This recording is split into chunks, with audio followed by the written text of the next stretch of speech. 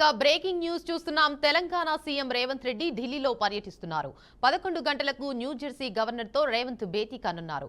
11:30 public affairs forum of India 12వ వార్షిక ఫోరంలో సీఎం రేవంత్ ప్రసంగించనున్నారు. ఇక 12 గంటలకు అమెజాన్, కార్ల్స్బర్గ్, కార్లర్, గోద్రేజ్, ఉబర్ ప్రతినిధులతో సమావేశం కానున్నారు. ఇక తెలంగాణలో పెట్టుబడి అవకాశాలపై చర్చించనున్నారు. ఆ తర్వాత వరల్డ్ ఎకనామిక్ ఫోరం అధ్యక్షుడితో రేవంత్ రెడ్డి సమావేశం కానున్నారు.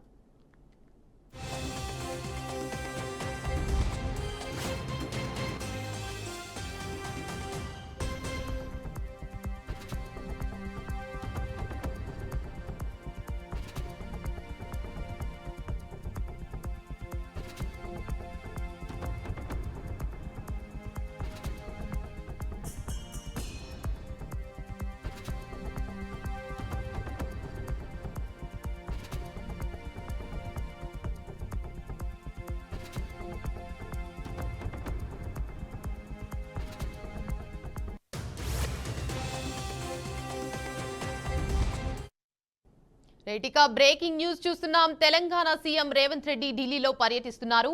11 గంటలకు న్యూజెర్సీ గవర్నర్ తో రేవంత్ భేటీ కానున్నారు. 11:30 public affairs forum of India 12వ వార్షిక ఫోరంలో సీఎం రేవంత్ రెడ్డి ప్రసంగించనున్నారు. 12 గంటలకు అమెజాన్, కార్ల్స్బర్గ్, కార్లర్, గోద్రేజ్, ఊబర్ ప్రతినిధులతో సమావేశం కానున్నారు. ఇక తెలంగాణలో పెట్టుబడి అవకాశాలపై చర్చించనున్నారు. ఆ తర్వాత వరల్డ్ ఎకనామిక్ ఫోరం అధ్యక్షుడితో రేవంత్ రెడ్డి సమావేశం కానున్నారు.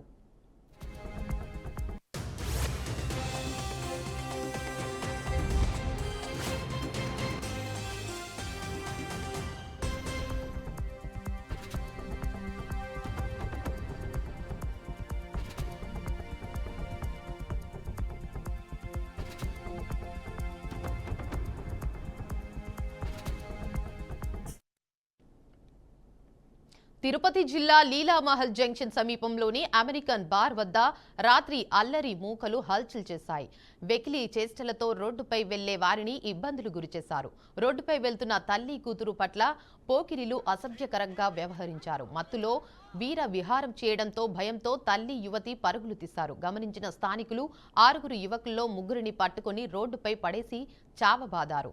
ఆ తర్వాత పోలీసులకు సమాచారం ఇచ్చి పోకిరీలను పట్టించారు. 6 యువకుల్లో 3 పరారీ కాగా మరో 3ని అదుపులోకి తీసుకుని స్టేషన్ కు తరలించారు.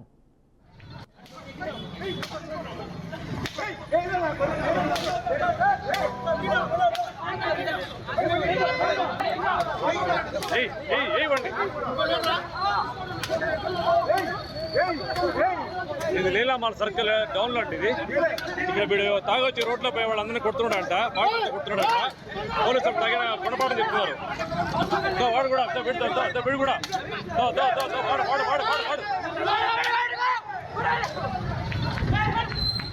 కూడా లేరా ఎవరు వీళ్ళంతా రౌడీలా?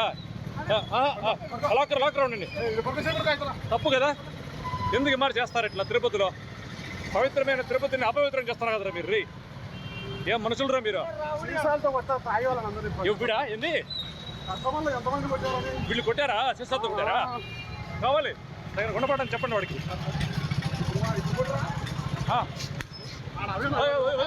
హలో మీరెవరు కొట్టదండి. బ్రేకింగ్ న్యూస్ చూస్తున్నాం. తిరుపతి జిల్లా లీలామహల్ జంక్షన్ సమీపంలోని అమెరికన్ బార్ వద్ద రాత్రి అల్లరి మూకలు హల్చల్ చేశాయి. వెకిలి చేష్టలతో రోడ్డుపై వెళ్లే వారిని ఇబ్బందులకు గురిచేశారు. ఇక రోడ్డుపై వెళ్తున్న తల్లి కూతురు పట్ల పోకిరీలు అసభ్యకరంగా వ్యవహరించారు. మత్తులో వీర విహారం చేయడంతో భయంతో తల్లి యువతి పరుగులు తీశారు. గమనించిన స్థానికులు 6 యువకుల్లో 3ని పట్టుకుని రోడ్డుపై పడేసి చావబాదారు. ఆ తర్వాత పోలీసులకు సమాచారం ఇచ్చి పోకిరీలను పట్టించారు. 6 యువకుల్లో 3 పరారీ కాగా మరో 3ని అదుపులోకి తీసుకుని స్టేషన్ కు తరలించారు. ఇది లీలామాల్ సర్కిల్. వీళ్ళు రోడ్లో పోయే వాళ్ళందరినీ కొడుతున్నారంటండి. సమయానికి పోలీసులు వచ్చారు. చుట్టూ జనాభా వచ్చింది. ట్రాఫిక్ అంతా జామ్ అయిపోయింది. లీలామహల్ సర్కిల్ టౌన్ ఇది. ఎస్బీఐ బ్యాంక్ దగ్గర వస్తుందన్నమాట. ఇది సకాలంలో స్పందించినటువంటి పోలీసులకి అభినందన తెలుపుకుంటే వాళ్ళు. It's a great traffic jam, చుట్టుపక్కల పోయే వాళ్ళందరూ చూస్తున్నారు ఏం జరిగింది అనేసి. తెలంగాణ కాంగ్రెస్ కీలక నేత మునుగోడు ఎమ్మెల్యే కోమటిరెడ్డి రాజగోపాల్ రెడ్డి మరోసారి సంచలన వ్యాఖ్యలు చేశారు. నా వెనుక ఇంటెలిజెన్స్ ఉంది, నేను పార్టీ మారుతున్నానని, జగన్ కు కలుస్తున్నానని ప్రచారం చేస్తున్నారా అని తెలిపారు. రాజకీయ నాయకుడిగా కాదు, ఒక సోదరుడిగా ఏపీకి వచ్చానని నిన్న సాయంత్రం గుంటూరులో జరిగిన సమావేశంలో తెలిపారు. తాను వైఎస్ఆర్ కు పెద్ద అభిమాని అని, ఆయన మరణంతో వేలాది కుటుంబాలు ప్రాణాలు కోల్పోయానని, అది మామూలు విషయం కాదన్నారు. వైఎస్ఆర్ మరణమే రాష్ట్ర విభజనకు కారణమైందని రాజగోపాల్ రెడ్డి చెప్పారు. అంతకుముందు పార్టీ మార్పు వార్తలపై కూడా స్పందించిన రాజగోపాల్ రెడ్డి వాటిని తీవ్రంగా ఖండించారు. కొందరు వ్యక్తులు తన ప్రతిష్టను దెబ్బతీసేందుకు సోషల్ మీడియాలో అసత్య ప్రచారం చేస్తున్నారని ఆవేదన వ్యక్తం చేశారు. అలాంటి వదంతులను నమ్మవద్దని రాజగోపాల్ రెడ్డి ప్రజలకు విజ్ఞప్తి చేశారు.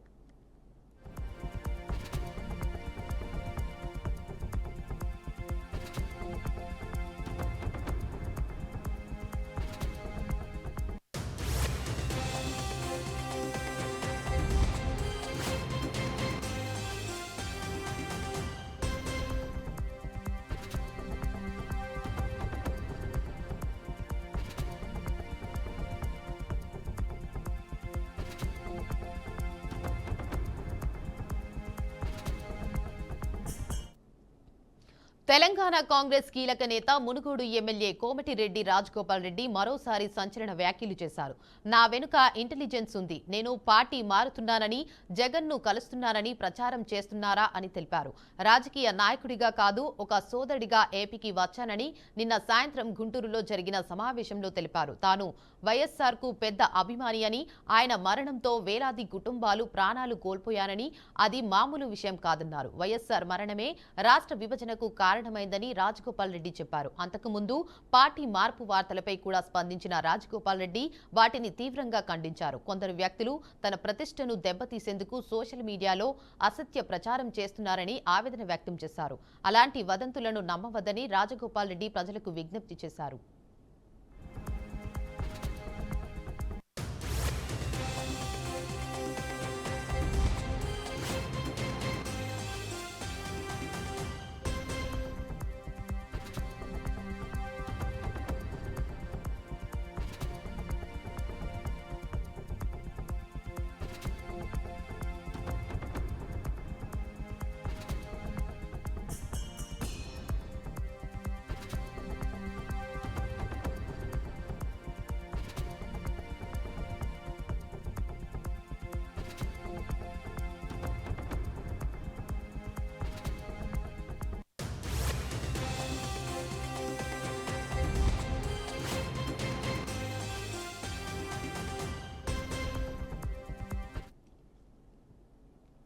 అమెరికా కాలిఫోర్నియాలో తెలంగాణ వాసి నిజాముద్దీన్ పోలీసుల కాల్పుల్లో మృతి చెందాడు. మహబూబ్ నగర్ కు చెందిన నిజాముద్దీన్ ఉన్నత చదువుల కోసం అమెరికాకు వెళ్లాడు. అక్కడ రూమ్మేట్ తో ఏసీ విషయంలో జరిగిన గొడవ తీవ్ర రూపం దాల్చింది. ఈ ఘటనపై వారిలో ఒకరు పోలీసులకు సమాచారం ఇచ్చారు. సమాచారం అందుకున్న పోలీసులు ఘటనా స్థలానికి చేరుకుని గొడవను సద్దుమణిగే ప్రయత్నం చేశారు. గొడవ ఆపకపోవడంతో నిజాముద్దీన్ చేతితో పదునైన కత్తి కనిపించడంతో పోలీసులు కాల్పులు జరిపారని నిర్ధారించారు. ఈ కాల్పుల్లో నిజాముద్దీన్ అక్కడికక్కడే మృతి చెందాడని పోలీసులు నిర్ధారించారు. అనంతరం మృతదేహాన్ని స్థానిక ఆసుపత్రికి తరలించారు. చికాగోలో ఉంటున్న మృతుడి మామయ్య ఘటనాస్థలికి వెళ్లి కుటుంబ సభ్యులకు సమాచారం తెలియజేశాడు. నిజాముద్దీన్ మృతదేహాన్ని స్వదేశానికి రప్పించాలని కేంద్ర ప్రభుత్వానికి బంధువులు విజ్ఞప్తి చేశారు.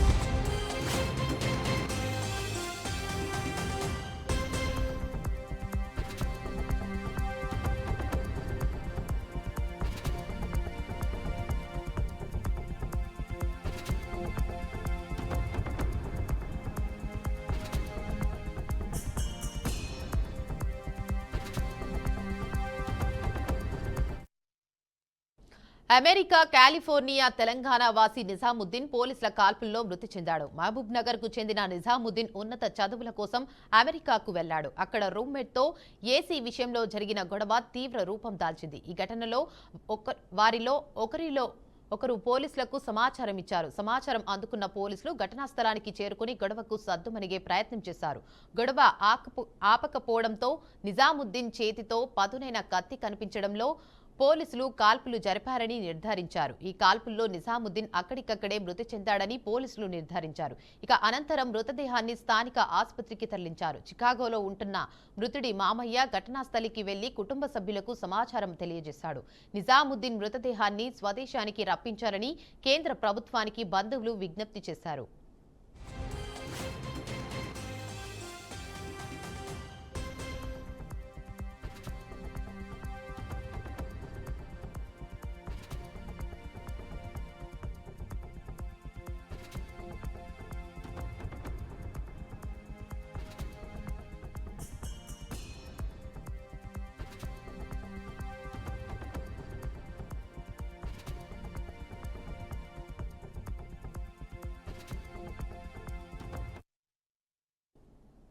కర్నూలు జిల్లా మంత్రాలయం పరిధిలోని గ్లోబల్ జీనియస్ స్కూల్లో దారుణ సంఘటన జరిగింది. పాతూరు గ్రామానికి చెందిన ఎల్కేజీ విద్యార్థి అయాన్ను స్కూల్ బస్సు డ్రైవర్ నరేష్ చెప్పుతో కొట్టి గాయపరిచాడు. బస్సు ఎక్కే సమయంలో ఏడుస్తున్న చిన్నారిపై డ్రైవర్ అసహనం వ్యక్తం చేస్తూ దాడికి పాల్పడ్డాడు. ఈ ఘటనపై తండ్రి మహబూబ్ బాషా స్పందించగా స్కూల్ అడ్మిన్ నిర్లక్ష్యంగా స్పందించినట్లు ఆరోపణలు వెల్లువెత్తుతున్నాయి. గాయపడిన విద్యార్థికి హాస్పిటల్లో చికిత్స అందించారు. స్థానికులు, తల్లిదండ్రులు డ్రైవర్ మరియు స్కూల్ యాజమాన్యంపై చర్యలు తీసుకోవాలని డిమాండ్ చేస్తున్నారు.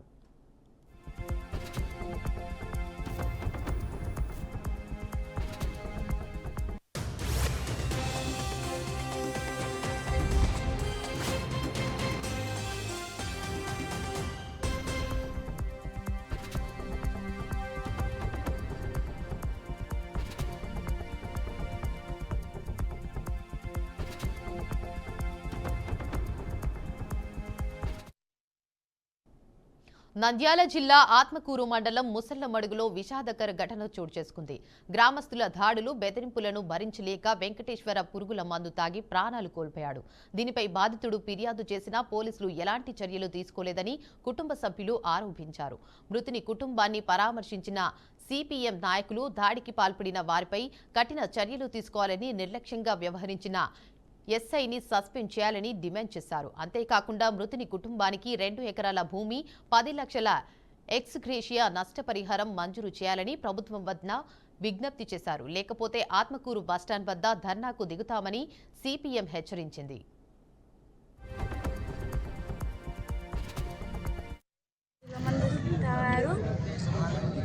మా ఇంటికి ఇంతమంది వచ్చి గొట్టం కలుస్తా, అది కలుస్తా అని మా బ్యాన్కి గురి చేసి మా నాన్నని ఇప్పుడు ఆత్మహత్య చేసుకోవడానికి గురి చేసిన వాళ్ళు మాకు పరిహారం చెల్లించాల్సినగా కోరుకుంటున్నాం.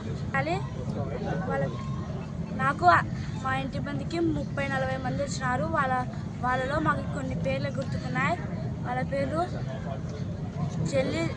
జల్లి పెద్దలింగ స్వామి, జల్లి లచ్చక్క, జల్లి వెంకటేశ్వర్లు, జల్లి రాధక్క, జల్లి చిన్న వెంకటేశ్వర్లు, జల్లి రేణుక, ముద్దట్ల మంగమ్మ, అర్నక్క, పుల్లం రాజు, బెల్లం చేసన్న.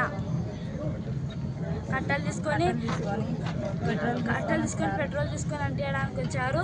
మేము పారిపోయిన తర్వాత మా నాన్న భయానికి గురై మమ్మల్ని ఆడ చంపుతారు అని అందుకొని పురుగుల మందు తాగారు.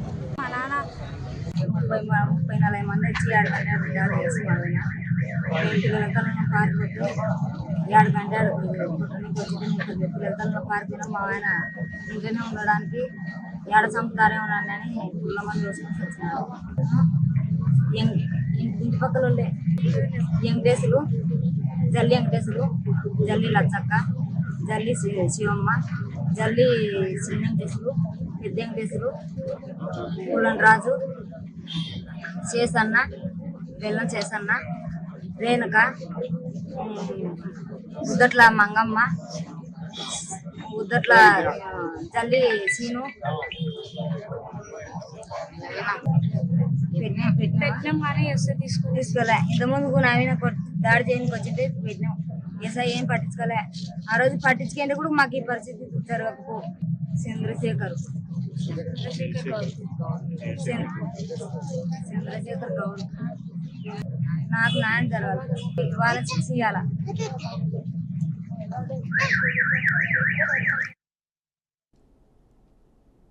ఎన్టీఆర్ జిల్లా గంపలగూడెం మండలం గోసవీడు గ్రామంలో గోసవీడు శ్రీ మదన వేణుగోపాల స్వామి దేవాలయ భూమి అక్రమ మట్టి విక్రయ ఘటన వెలుగులోకి వచ్చింది. 2013లో దేవస్థానం చైర్మన్ గా ఉన్న సాని కొమ్ము రాజగోపాల్ రెడ్డి భక్తుల నమ్మకాన్ని దుర్వినియోగం పరుచుకుని 4.30 ఎకరాల భూమిలో అక్రమంగా మట్టి తోలకలు జరిపి దానిని విక్రయించాడు. ఈ విషయంపై 2022లో అదే గ్రామానికి చెందిన భాపిరెడ్డి లోకాయుక్తను ఆశ్రయించి ఫిర్యాదు చేశారు.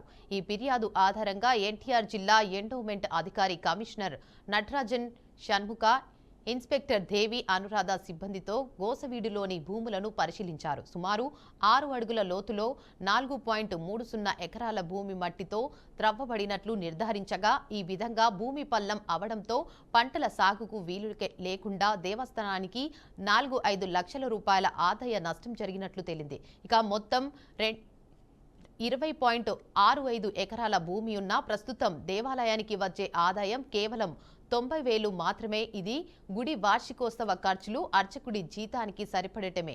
ఈ ఘటనపై వివరాలతో గౌరవ లోకాయుక్త నివేదిక సమర్పిస్తామని అధికారులు తెలిపారు. గౌరవ ఉపలోకాయుక్తులు కంప్లైంట్ రైజ్ చేసి ఉన్నారు 2022లో.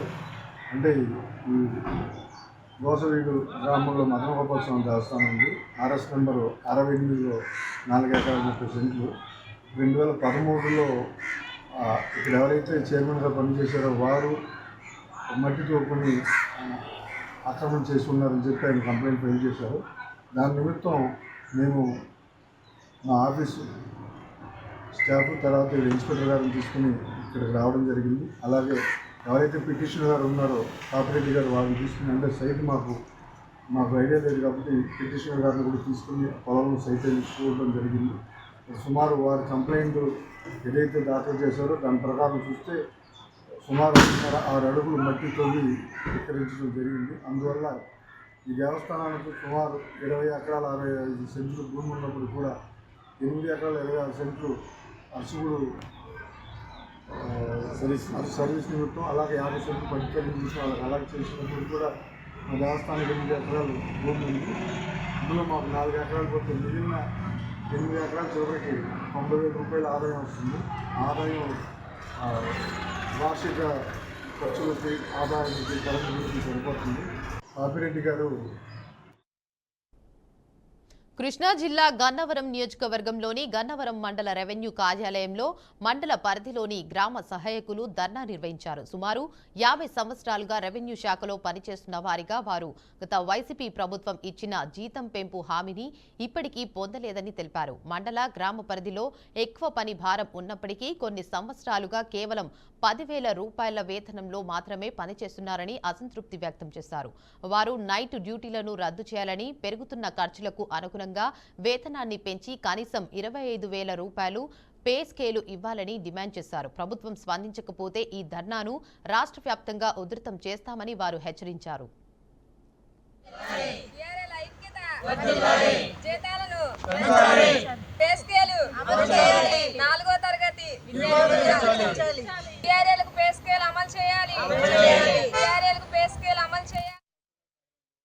ఆంధ్రప్రదేశ్ రాష్ట్రంలో గ్రామ రెవెన్యూ సహాయకులు గత 30-40 సంవత్సరాలుగా పనిచేస్తున్నారు.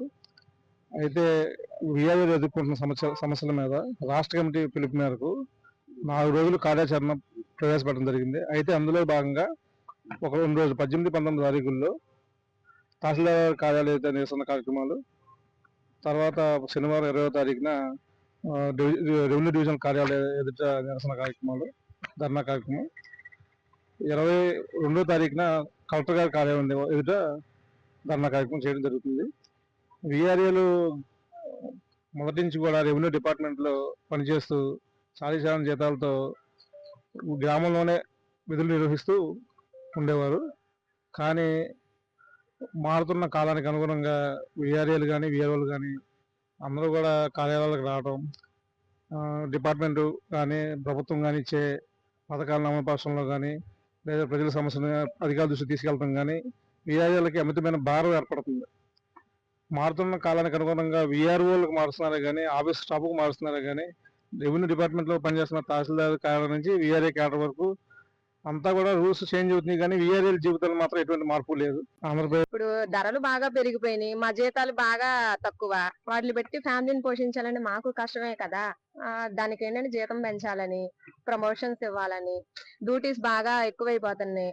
ఓవర్ డ్యూటీస్, టైమింగ్స్ అంటే నార్మల్ 4 hours అంటున్నారు, 4 గంటలే అన్నారు. అంటే పార్ట్ టైం, మేము ఫుల్ టైం చేస్తున్నాం.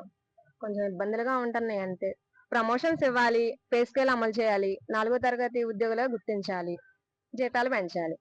పెరిగిన ధరలకు అనుగుణంగా మాకు జీతాలు పెంచాలి, పే స్కేల్ అమలు చేయాలి, నామినీ విఆర్ఏలుగా గుర్తించాలి, ప్రమోషన్స్ ముందు మెయిన్. అలా ఇస్తేనే కదా మేము ఫ్యామిలీని పోషించడానికి కూడా, పిల్లల్ని వాళ్ళని చదివించుకోవాలన్నా చాలా ఇబ్బందులు పడుతున్నాం కదా. ఈ జీతంతో ఈ రోజుల్లో బతకాలంటే చాలా కష్టంగా అనిపిస్తుంది. ఫ్యూచర్ కి మా పిల్లలు కూడా బాగా చదువుకోవాలన్న ఆశ మాకు ఉంటది కదా. దానికోసమే మా జీతాలు పెంచితే మా పిల్లల్ని బాగా చదివించుకుంటాం, వాళ్ళని కూడా ఒక రేంజ్ లో చూసుకోవడానికి మేము కూడా సంతోషిస్తాం. జీతాలు ఇక ఇవి ఇప్పటి వరకున్న బులెటిన్ అప్డేట్స్. మరిన్ని అప్డేట్స్ కోసం చూస్తూనే ఉండండి బీఆర్కే న్యూస్ తెలుగుడి సత్తా.